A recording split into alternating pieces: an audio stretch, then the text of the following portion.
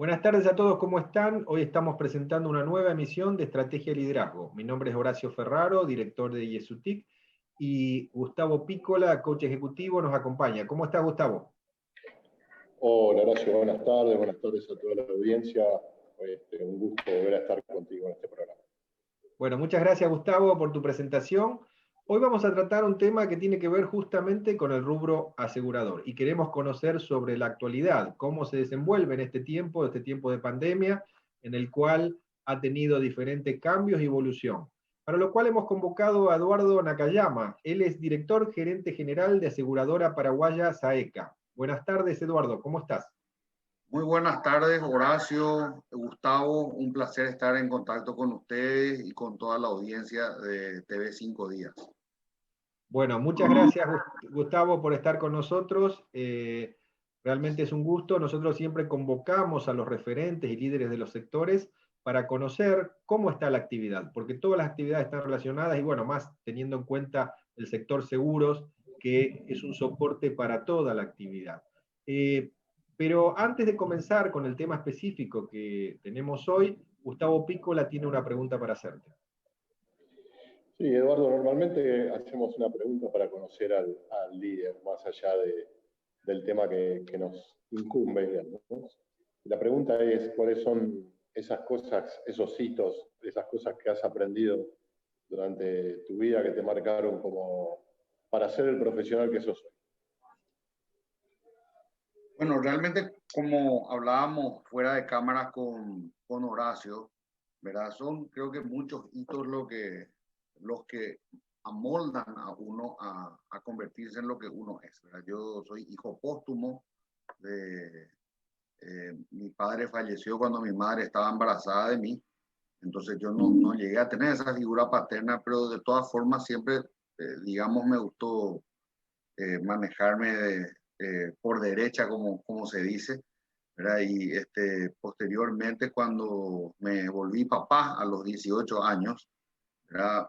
Tuve que asumir una responsabilidad para la cual creo que ninguna persona está preparada, ¿verdad? Pero, o no se siente o no se cree preparada, pero una vez que tenés a la criatura en brazos te das cuenta que te surge una cantidad de responsabilidades, ¿verdad? Fue así cuando nació mi primera hija, Keiko, que hoy ya es estudiante de medicina, y bueno, me obligó a salir a buscar el pan, la leche, el pañal, y de esa manera crecer en este mundo tan competitivo, pero tan lindo que es el sector de los seguros.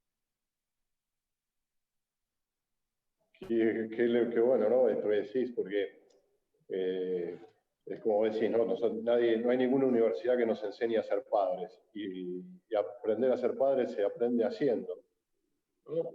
O viendo a tu padre, pero vos no tenías tampoco esa figura como para poder sustentarse. Así que fue debe haber sido un muy buen aprendizaje para vos, ¿no? Es para todos, digamos, pero para vos en especial. No, sin lugar a dudas. Yo pienso, como vos decís, Gustavo, nadie nace sabiendo y uno aprende en el camino, como decía la letra de esa música, uno se hace camino al andar, ¿verdad? Y en ese sentido creo que cada uno de mis hijos, yo tengo 4 en total, ¿verdad? Se llevan cierta diferencia de edad entre uno y otro. La más grande tiene está próxima a cumplir ya 22 años y la más chiquita está cumpliendo 8 años en breve. En el medio tengo a 2 varones, ¿verdad? Creo que cada uno de ellos también te da un aprendizaje distinto, te enseña cosas diferentes con los caracteres. Uno aprende mucho psicología también en la casa, en el hogar. Y esa psicología también uno debe de aplicarla en el trabajo, ¿verdad? Es decir, uno trata con diferentes tipos de personas, con distintos caracteres, personalidades, algunos que tienen más arranque, otros no tanto, pero que cada uno tiene, digamos, mucho que aportar. Creo que ese talento de saber, o sea, creo que es también un talento el saber encontrar talentos dentro de una organización, ¿verdad? Porque creo que muchas veces uno tiene algo en la cabeza de cómo debería de funcionar una organización.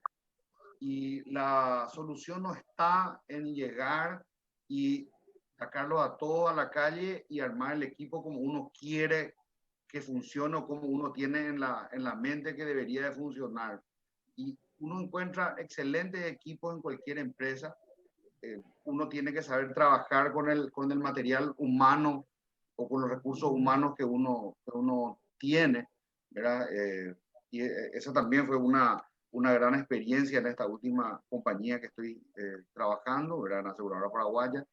Ahora como director también, ¿verdad? Parte de la gerencia general. Y estamos realmente bastante contentos con los resultados que estamos obteniendo en tan corto tiempo, pese a que, como ustedes saben, el negocio del seguro es un negocio a largo plazo, ¿verdad? Uno tiene que proyectar los resultados mínimamente a 365 días, ¿verdad? Bueno, Vale. No, dale, Gustavo. No, que lo que quería decir como cierre, digamos, para ya entrar el tema, es que en definitiva ser padres y ser gerente general son dos posiciones de liderazgo que uno las debe afrontar como tal. Obviamente deben ser a lo mejor estilos diferentes, pero son dos posiciones de liderazgo y creo que lo tenés claro, así que fantástico. Gracias por compartir tu historia, Eduardo. Gracias a vos, Gustavo. Sí, muchas gracias, Gustavo. Perdón, muchas gracias, Eduardo, y también por mencionar y resaltar el tema del aspecto familiar y también de la responsabilidad, asumir las responsabilidades con los nuestros, ¿no? Con nuestro grupo, ¿no? Bueno, yendo un poco al tema de hoy, que tiene que ver justamente para ver la actualidad del sector, vemos que a través de los distintos meses del año, ¿no? Con el tema de la pandemia, se ha venido afectando en distinta medida depende de cada sector, ¿no? Y el seguro ha tenido una particularidad, ¿no? Porque el tema de los siniestros en cierta medida ha disminuido, por lo menos en algunos rubros. Ahora, nosotros con el último informe que vimos del BCP, el ritmo de venta de pólizas en septiembre mostró una caída, ¿no? Una caída, creo que no llegó al 1%. Ahora, ¿cuál es el saldo a hoy? ¿Qué áreas del sector asegurador se están resintiendo? Bueno, realmente yo creo, Horacio y Gustavo, que nosotros tenemos o vamos a tener un mejor panorama del efecto de la pandemia recién al cierre de junio del 2021, e incluso te diría más, a junio del 2022, porque los efectos de estos meses que tuvimos al término del ejercicio próximo cerrado, que fueron marzo, abril, mayo y junio, donde sobre todo en marzo y abril nos pegó muy fuerte, porque si bien disminuyeron los siniestros, eso es categórico, porque la circulación fue menor, no dejó de haber siniestros. Es decir, Paraguay aplicó desde el inicio lo que se conoce como una cuarentena inteligente, es decir,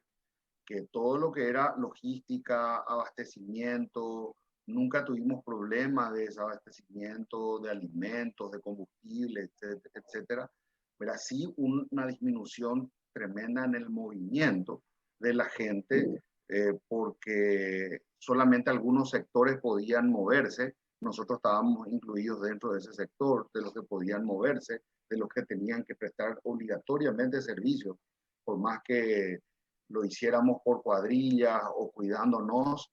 Nosotros nunca cerramos la persiana, estuvimos abiertos, al igual que las entidades financieras y los bancos, durante todo el periodo de la cuarentena. Y también resentimos mucho el tema de la falta de renovación de pólizas, la falta de venta de nuevas pólizas, que fíjense ustedes, de un ritmo de crecimiento que a febrero del 2020 llegó al 28% de crecimiento en el caso nuestro. En el mes de marzo registramos una caída de menos 30%. Es decir, entre el pico de febrero y el declive de marzo tuvimos 60% de diferencia, ¿verdad? 58% para ser exacto, ¿verdad? Porque no solamente dejamos de crecer al ritmo que estábamos creciendo, sino que decrecimos. ¿Registramos menos siniestros? Sí, pero también registramos menos cantidad de pólizas emitidas, porque aquel que estaba en su casa decía, yo no renuevo mi seguro ahora, no lo necesito. Lo renuevaré una vez que esto se abra y nuevamente se empieza a normalizar. Entonces, en marzo y abril, sobre todo, tuvimos declives enormes en la parte de ventas de pólizas, no solamente las nuevas, que las concesionarias de automóviles durante ese tiempo se mantuvieron cerradas en su mayoría y por lo tanto seguros nuevos no teníamos. Y por otra parte, lo que era el tema de las renovaciones tampoco, ¿verdad? O sea, que tuvimos muchísimos casos de gente que decía, voy a renovar, pero a futuro, cuando esto se restablezca o empieza a normalizarse. Y después está la segunda parte, o sea, yo digo la colita, el principio de la pandemia, pero nos pegó en la colita del ejercicio 19-20. Entonces, no se reflejó suficientemente al cierre del ejercicio 19-20. Nosotros llegamos a tener un saldo positivo, registramos utilidades al cierre del ejercicio, pero más que nada por el arrastre del primer semestre del ejercicio, es decir, lo que hicimos, el trabajo que hicimos de julio a diciembre o hasta febrero del 2020, y entonces con esa reserva de energía, digamos, es que pudimos llegar al cierre de junio de este año con esa utilidad. Pero el arranque del actual ejercicio 2020-2021 fue mucho más duro. 5 días justamente en su edición escrita de prensa, publicaba a inicios de esta semana los números del primer cuatrimestre, digámosle así, hasta octubre, creo que publicaron los datos a septiembre, ¿verdad? Del septiembre, julio, agosto y septiembre, sí. Julio, agosto y septiembre. Y allí se veía, digamos, que muchas compañías estábamos con pérdida, ¿verdad?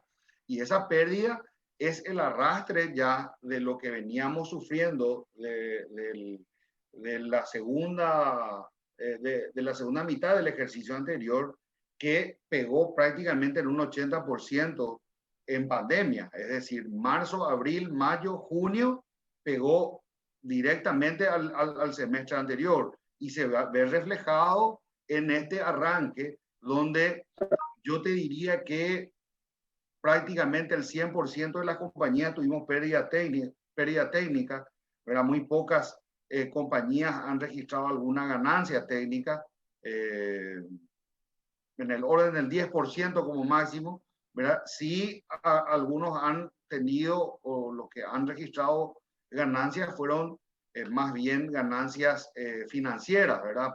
Por las inversiones que tienen y todo, pero no una ganancia técnica. Nosotros estamos dentro de ese grupo mayoritario que hemos resentido la pandemia, sobre todo porque tuvimos que constituir reservas de deudores por premios, que es otra de las caras de la moneda, porque hablábamos hace rato que disminuyó los siniestros, pero aumentó tremendamente la morosidad. Es decir, la gente que debía a sus pólizas dejaron de pagar y por una resolución de la Superintendencia de Seguros se flexibilizó el tema de la reserva de deudores por premios, pero eso fue solo hasta el 30 de junio. A partir del 1 de julio tuvimos que castigar esa cuenta de deudores por premios y eso se disparó lógicamente y afectó a la mayoría de las compañías, ¿verdad? Entonces, estamos en un escenario en el cual no podemos hablar de pospandémico porque estamos todavía bajo una cierta cuarentena inteligente, es cierto, estamos con menos restricciones, estamos saliendo más, el movimiento en el centro, en la zona de Villamorra, es notable cómo se ha incrementado.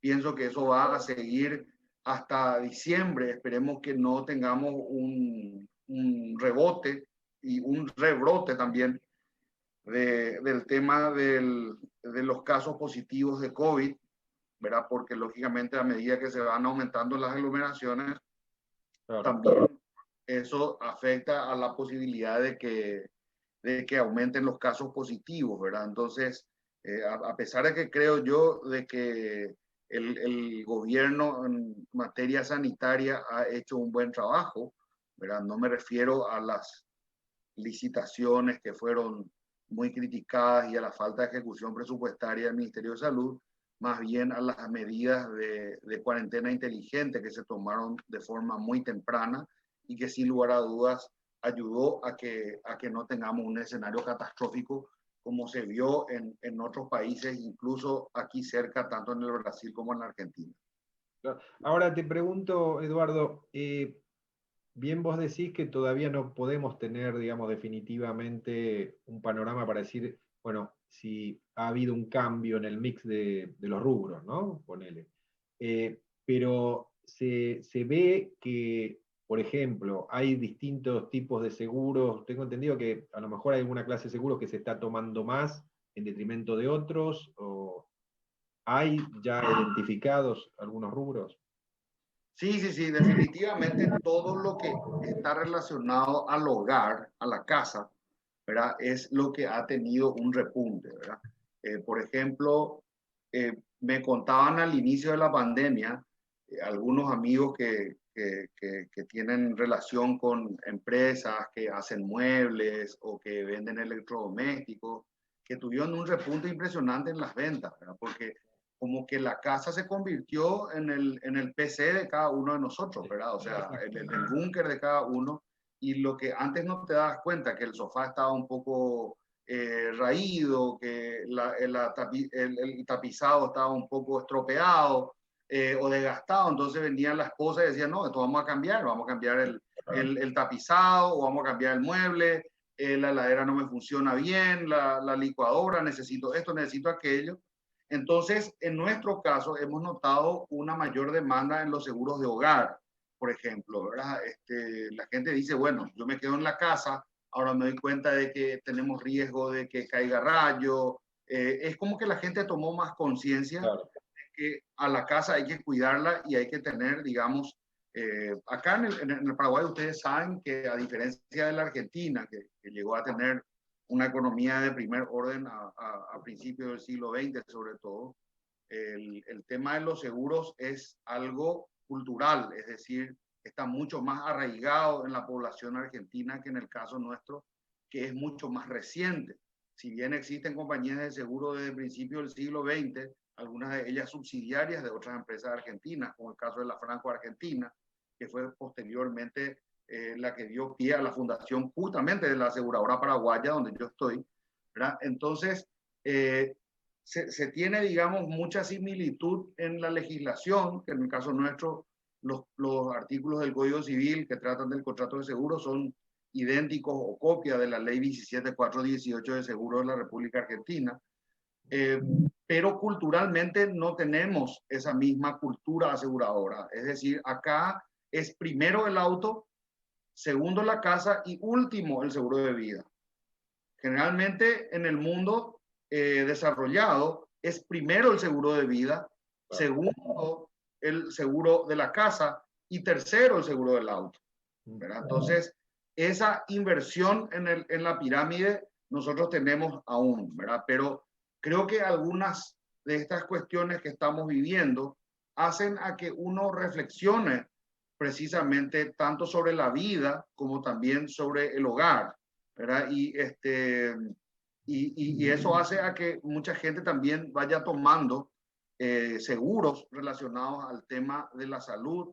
El COVID se puso de moda, entre comillas, por la cobertura de COVID. Nosotros llegamos a lanzar el primer seguro para deliveries que incluía el seguro para COVID también, ¿verdad? Un diagnóstico positivo o lo que llamamos nosotros un seguro por diagnóstico, es decir, el asegurado solamente tenía que traer su muestra que decía que le dio un COVID positivo para que se active la cobertura y se le pague un dinero a ese asegurado. Llegamos a vender muchas pólizas también de esas, ¿verdad? Sobre todo al inicio prácticamente de la pandemia.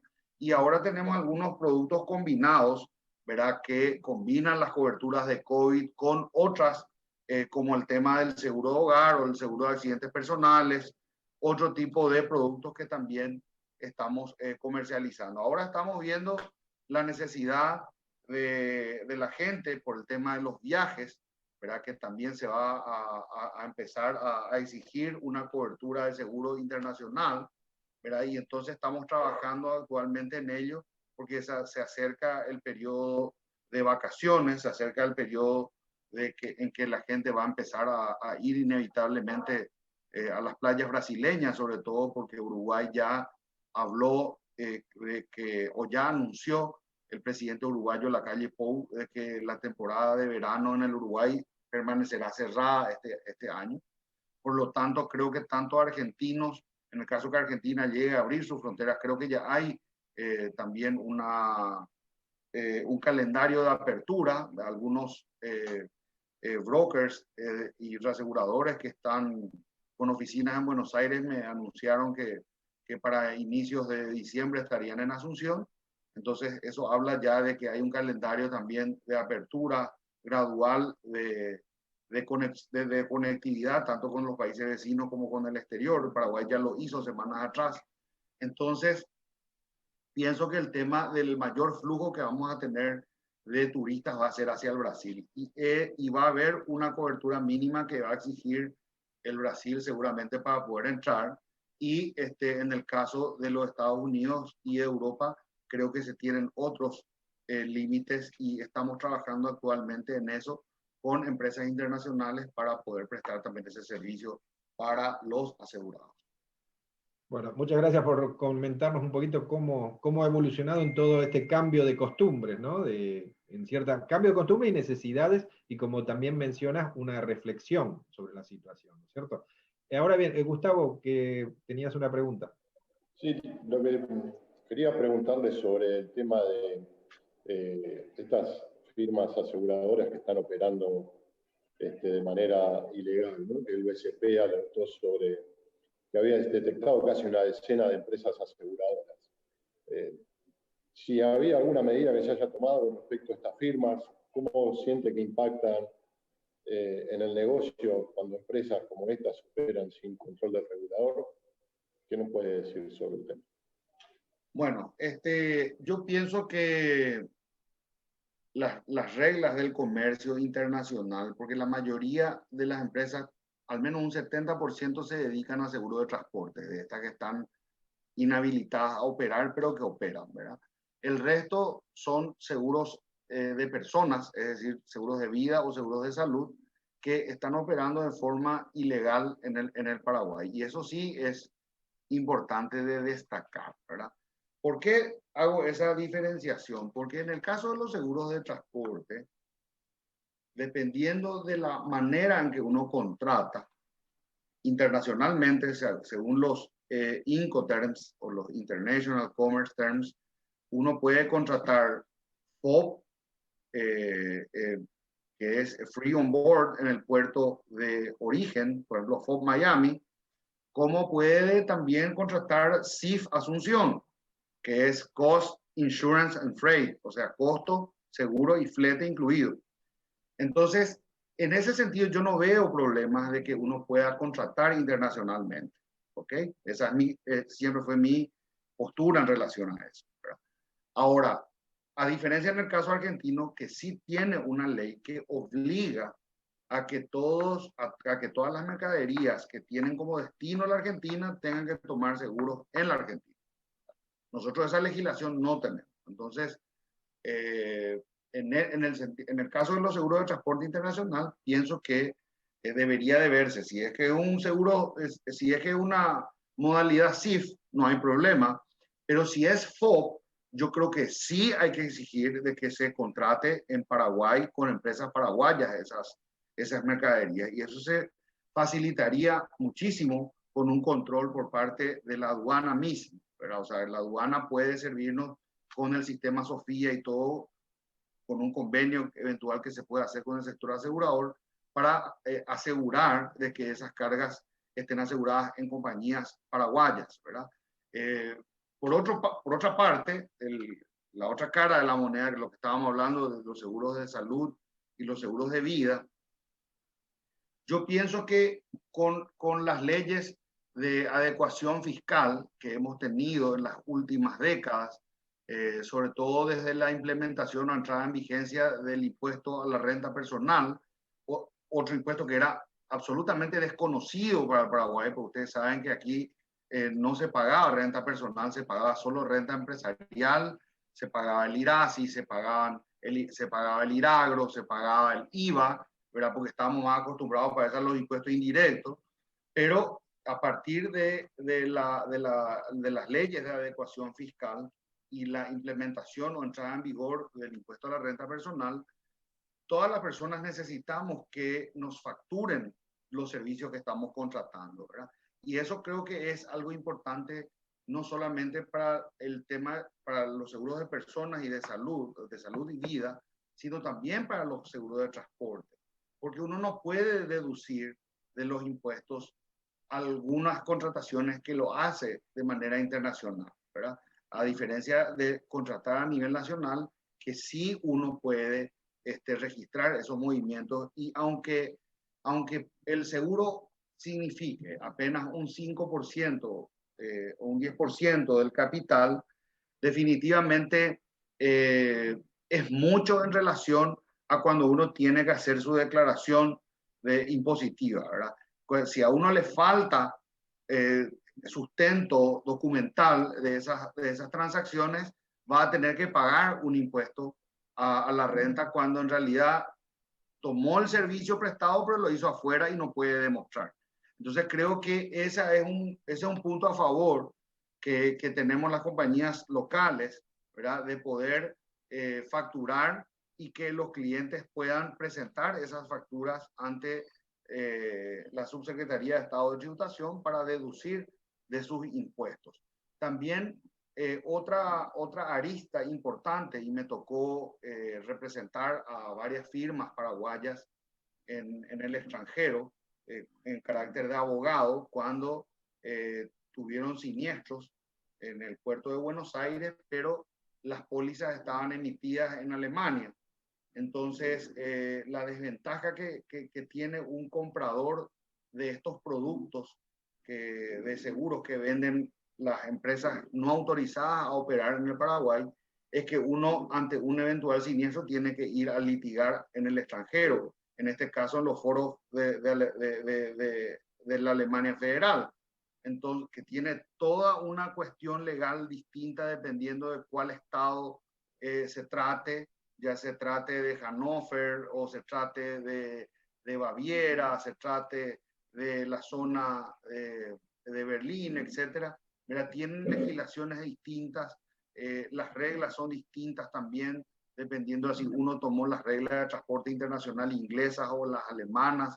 Entonces, pienso que es una gran seguridad para el consumidor local el tomar una póliza local, porque ante un eventual siniestro va a litigar en el Paraguay.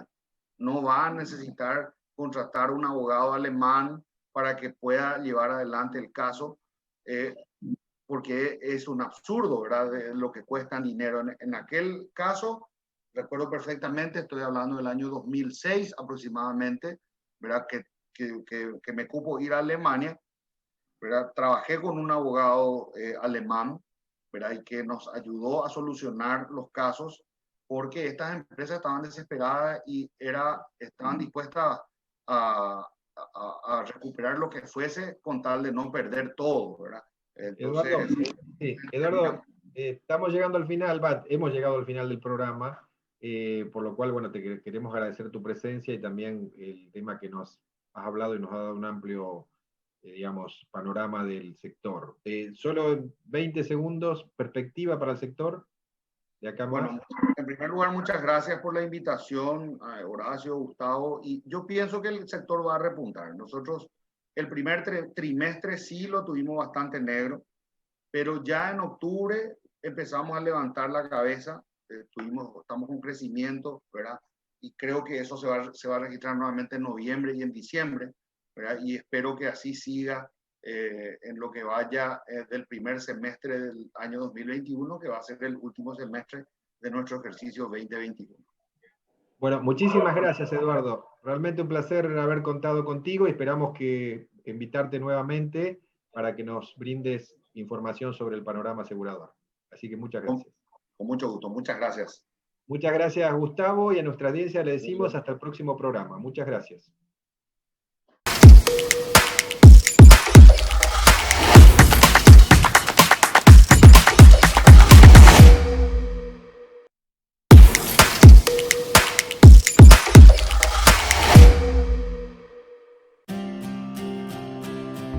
Invertí en tiempo para vos.